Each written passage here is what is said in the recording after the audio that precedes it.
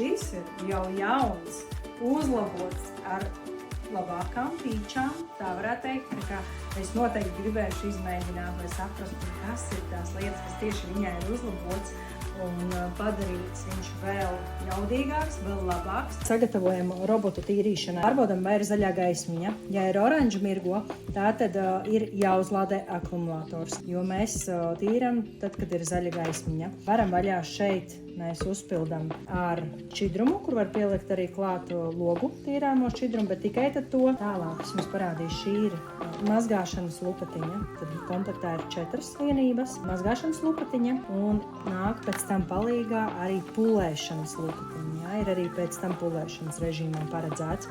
Viņš strādā kā robots pats, ķerot sensoru pa visu to logu, kur vajag. Ir šķidrumu pūšana šeit un šeit, tā kā abās pusēs. Ejam, ķeramies klāt. Šis ir 2025. gada modelis. Tātad jaunais Hester M3 ir ar EdgeSense tīrīšanas režīmu, kas nodrošina drošu pārvietošanās, piekļūstot visiem stūriem. Mākslīgais intelekts izveido maršrutu un nav riteņu. Hidro 360 sistēma, izsmidzināšanas sistēma, kas izsmidzina 360 grādos. Brauslas ir abās pusē. Clean & Shine Duo ir 2 veidu lupatiņas. Viena no viena dzeltena un paredzēta sausais lapķei tīrīšanai, otra ir zila pulēšanai. Robotam ir unikāla iezīme. Viņš runās tavā valodā.